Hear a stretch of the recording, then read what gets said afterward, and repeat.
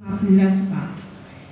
Ini semua orang menginginkan surga dan pasangan-pasangan yang enak-enak, Pak, yang suci, yang aduhai semuanya, baik di dunia maupun di akhirat mintanya. Tetapi di sini kita itu kadang-kadang tuh bukan kadang-kadang, lebih banyak lupanya kalau sebelum mendapatkan ini itu tuh harus ada menjalankan perintah-perintahnya, menjadi hukum-hukumnya. Ini kita berdoa, selalu berdoa untuk enak-enaknya saja. Kalau pemahamannya seperti ini termasuk orang yang lalai atau orang yang kurang paham dengan perintah-perintah ini, Pak. Terima kasih. Wassalamualaikum warahmatullahi wabarakatuh. Ibu yang lain.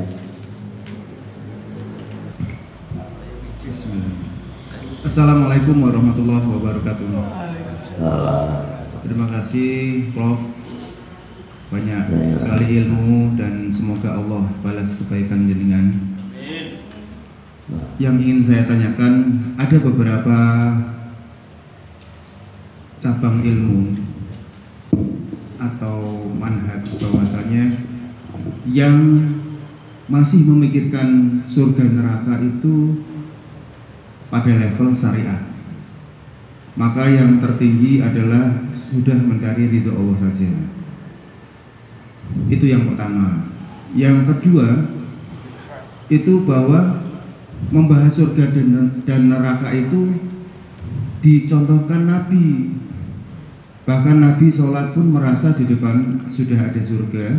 Dan para sahabat ketika berjihad pun Umar bin Khattab mengatakan di balik Uhud sudah tampak surga kita.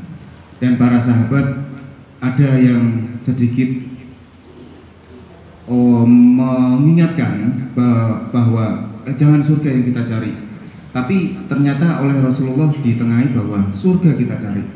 Ya, intinya yang kedua berbeda dengan yang pertama. Yang pertama tadi baru level syariat kalau hanya surga dan neraka. Kalau level tertinggi adalah mencari ridho Allah.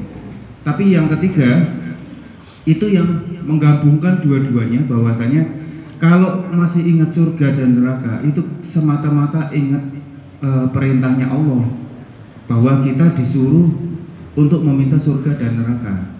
Adapun keinginan surga dan neraka itu karena itu perintah, jadi intinya adalah kecintaan kepada ketaatan. Karena taat kepada Rasul, mencontoh Rasulullah mencontohkan banyak doa surga dan neraka, dan Allah memerintahkan kita berdoa untuk surga dan neraka. Maka itu adalah bentuk ketaatan. Maka satukan bahwa itu dibungkus dengan ketaatan, bahwa itu dalam rangka mentaati Allah dan mengimani Allah, termasuk include mengimani surga itu sendiri dan neraka itu sendiri. Jadi keimanannya kepada Allah berbanding lurus dengan keimanannya surga dan neraka. Tidak ada dikotomi, tidak ada perbedaan. Cinta Allah ya cinta surga. Demikian. Apakah ada yang sekiranya menengahin lagi untuk ungkapan tiga tadi, Prof? Terima kasih. Assalamualaikum warahmatullahi wabarakatuh. Jadi Bu Mutia itu betul sekali. Kalau orang tuh hanya suka enaknya saja, ya, kepleset susahnya, ya. Orang selalu enaknya terus dia lalai, silau dengan kenikmatan-kenikmatan, apalagi di dunia ini, ya. Dengan begitu ketika dia lalai, kepleset, dia kaget, ya. Orang yang memiliki kekayaan yang tidak terbatas, ya, di Indonesia juga ada orang yang terkaya itu. Begitu dia lalai, ya, maka ketika kepleset, ya, dia tidak bisa mengatasi, ya. Itu ya. Contohnya apa? Contohnya Andalusia itu kenapa direbut oleh kerajaan kafir? Andalusia tahu ya? Andalusia itu karena kerajaan Islam di sana itu begitu kaya, begitu ekonomi maju dan macam-macam di Andalusia, ya. Rajanya lalai untuk buat pertahanan, untuk mensyukuri kenikmatan Allah. Sehingga ketika datang pasukan kafir mengepung, habis ya. ya habis nggak mampu mengatasi, itu karena lalai. Ya, caranya agar nggak lalai gimana? Selalu bersyukur. Wadkuruni adkurku waskuruli waskurku. Ya, itu kita ingat Allah, selalu kita ingat pada Allah, jangan sewa dengan kenikmatan yang diberikan. Itu kan gitu ya Bu, makanya jangan lalai ya.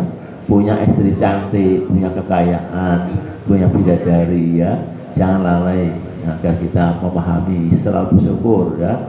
Masya Allah bojoku ayu, hartaku banyak, syukur. Syukurnya tidak hanya alhamdulillah, tapi dengan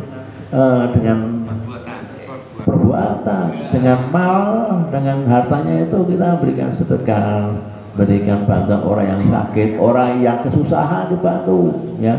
Itu kalau ada yang minta sokongan macam-macam, langsung keluarkan.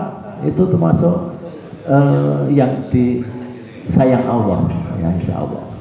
Kemudian dari Pak Catur tadi itu manhaj ya, manhaj apa saja sebetulnya tidak ada masalah sepanjang tidak meninggalkan Al-Quran dan hadis. Taltuhu amrani wamtadil tak masaktum bihima, kitabullah wa sunnah Rasulullah. Itu yang pentingnya. Apapun manhajnya, mau NU, mau Muhammadiyah, mau Salafi, mau Majelis Tabligh, apapun yang penting tidak meninggalkan dua ya, pusaka dengan Nabi Muhammad, Quran dan As-Sunnah ya.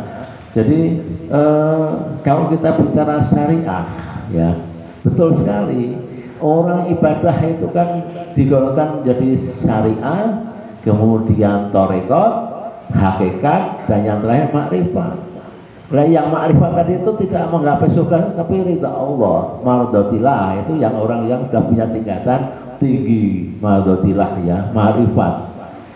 Itu seperti para sunan, para wali itu udah makrifat ya, nggak butuh harta, nggak butuh macam-macam. Tapi apa yang dibutuhkan dia selalu datang, selalu diberikan Allah kan.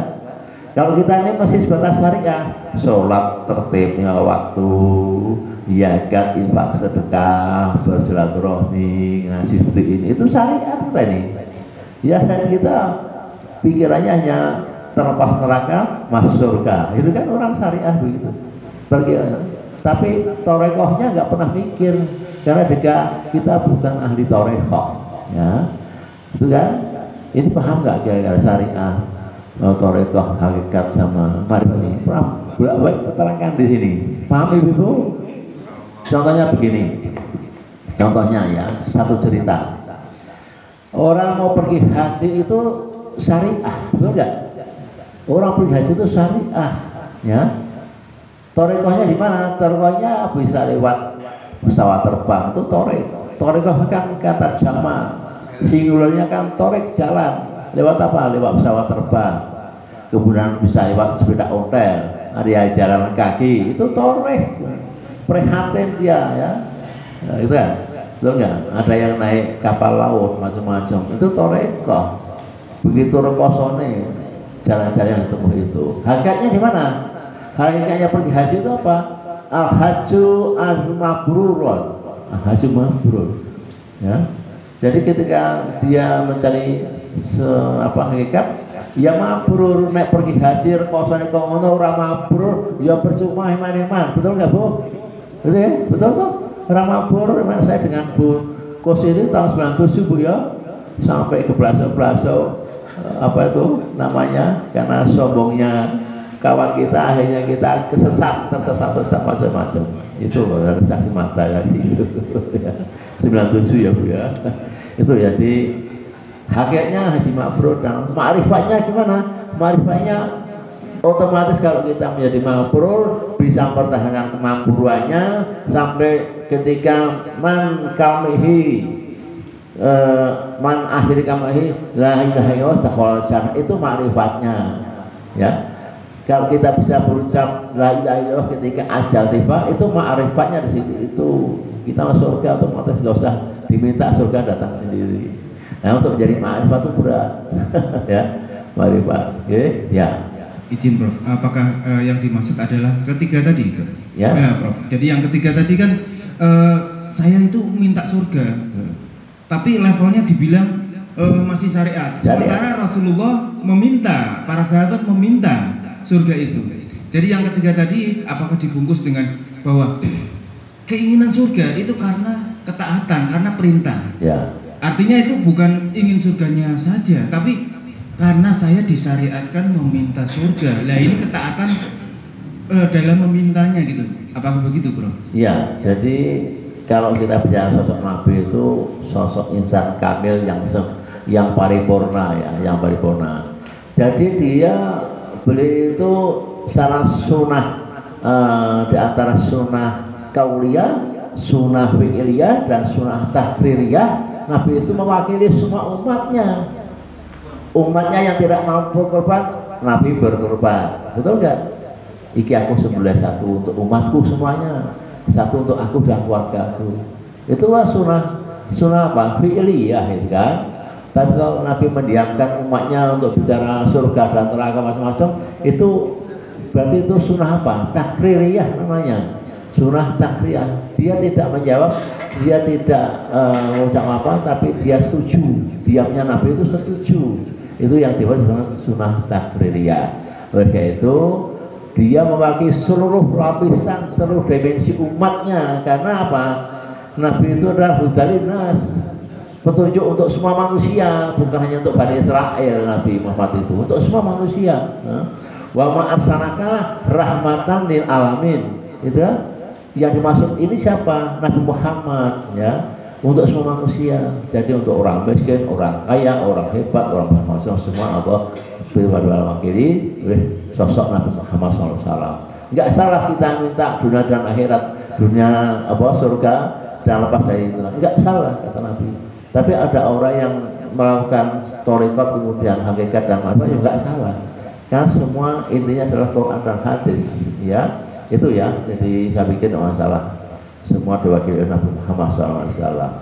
Moga selanjutnya dari sisi kanan. Terakhir. Ayat 11. Mohon penjelasan Fir'aun di zaman Nabi Musa dengan Fir'aun di zaman Nabi Yusuf. Fir'aun zaman Musa. Zaman Musa dan zamannya Yusuf. Zaman Yusuf. Ya. Sama-sama Fir'aun itu. Ya. Apakah semua langsung masuk neraka? Pertanyaannya. Yang kedua ayat 14. Ayat 14 ini adalah syahwat atau hawa nafsu. Pertanyaannya, syahwat atau hawa nafsu itu takdir atau sunatullah?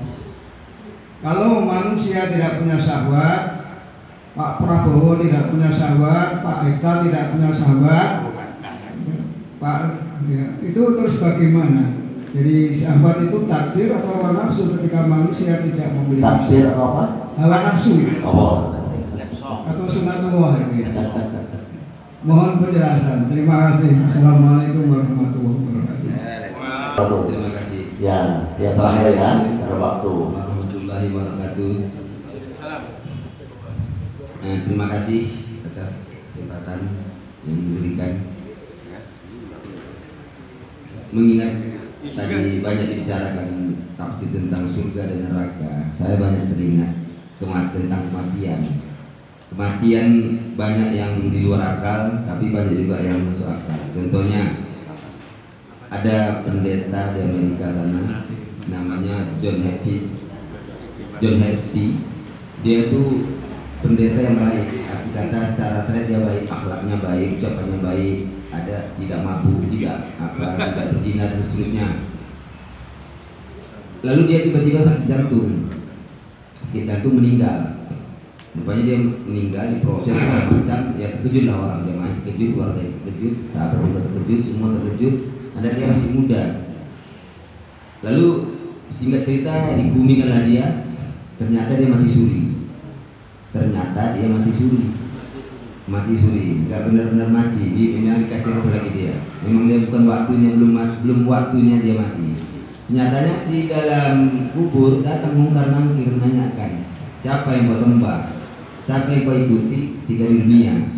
Maka dia tidak bisa menjawab karena selama ini tidak pernah belajar tentang itu, dan ajaran yang dipelajari dari kecil tidak pernah mengajarkan tentang itu. Lalu dia disiksa karena disiksa dia menjerit setiap hari. Menjerit dia didengar oleh orang yang lewat di kuburan itu. Potong cerita dibongkar dia itu seperti orang gila dan sebagainya macam, tapi masih hidup. Memang dia faktanya diberikan Allah kembali. Ketika dia sadar, beberapa waktu kemudian baru diwawancarai. Setelah diwawancarai, dia menceritakan bahwa apapun yang selama ini saya ajarkan, yang saya amalkan, tidak ada hubungannya ketika mati. Tidak ada hubungannya apapun. Tidak pernah diajarkan tentang apa yang saya ajarkan sama kalian selama ini. Itulah intinya. Yang datang itu ya malaikat 2 orang betul seperti ajaran Islam, menanyai saya, ya saya bisa jawab. Dan seterusnya. Siapa yang kau ikuti ketika di dunia? Akhirnya dia berprinsip dan punya keyakinan yang benar itu agama Islam. Itu satu. Itu yang di luar Islam. Jadi kelihatannya dia kafir, kelihatannya dia bukan Islam, tapi makanya Allah mayahdi mayasya. Allah beri petunjuk pada siapa yang disenanginya, yang disukai Allah. Mudah-mudahan kita semuanya adalah orang yang berpetunjuk. Amin ya rabbal alamin. Begitu juga di dalam Islam, banyak label-label yang kita lihat, makata, haji dan seterusnya. Ya kita lihat bagus-bagus saja, tapi ketika seperti maut, bisa saja dia ada selama ini ada hal-hal yang dianggap Allah tidak pantas untuk layak untuk masuk surga. Kelihatannya secara syariatnya, secara syariahnya oke. Dia secara manusiawinya kita melihatnya ya wajar masuk surga, tapi bisa-bisa saja itu tidak ada yang tahu. Jadi rahasia benar kalau masalah surga dan neraka ini. Nyun sewu Ustaz, terima kasih. Ya. Assalamualaikum warahmatullahi wabarakatuh. Ada yang masuk akal, dan ada yang masuk akal. Yang masuk akal, yang tidak masuk akal, semua kembali pada Allah. Bicara roh, malaikat nggak paham, Nabi pun nggak paham, apalagi kita manusia. Ya selalu nakane ruh, kulir ruh mi amirabi, mama tutup ina ilmi ila qalila. Betul nggak? Dalam Isra 7 begitu itu. Jangan bicara masalah roh. Malaikat saya nggak paham, Nabi nggak paham, apalagi kalian. Ya itu ditegaskan Allah dalam tafsirnya dalam surah Isra. Tidak ada paham tentang roh. Maka hal-hal yang gaib itu kalau kita ditunjukkan, kita paham, maka kita tidak akan bisa hidup dengan nyenyak. Betul nggak? Kita lihat semua jin-jin yang kotor, yang mengganggu. Kita lihat seperti itu, nggak bisa tidur, nggak bisa nyenyak. Kita mendengar ternyata dibuka Allah, mendengar ucapan cerita kubur. Anna baitul wahda, wa ana baitul lahmi, wa ana zulma. Itu ucapan kubur ketika kita nggak mendengar. Kalau kita mendengar, kita nggak bisa makan, nggak tidur. Ketakutan luar biasa. Ya, oke, itu kematian adalah sesuatu yang bukan roh, yang tidak dapat kita pahami. Ya, semua yang memiliki keasiban min ajabi Allah. Jadi datangnya ajab itu hanya dari Allah, bukan dari manusia, bukan karena pesulap, karena pengaruh hipnotis macam-macam, bukan. Itu semua karena Allah yang punya kekuasaan. Jadi banyak sekali terjadi keganjilan, keheranan. Ya, ada 2 orang meninggal di kuburan yang sama, waktu yang sama. Yang satu muda, yang satu sudah nenek-nenek, kakek-kakek. Ketika dikuburkan ternyata nggak tahu Allah menukar jenazah, ditukar. Mestinya makannya si A dimasukkan si B, makan si B dimasukkan si A. Keluarganya protes, nggak mau, karena itu adalah zona keluarga. Bongkarlah. Apa yang terjadi? Yang muda dibongkar dulu menjadi kakek-kakek, berdarah-darah, wajah mengerikan. Ya, itu terjadi betul di satu wilayah di Indonesia ini. Yang tua kakek masih utuh. Ya, ini tandanya ternyata dalam hidup ini memetik amalnya dah memetik.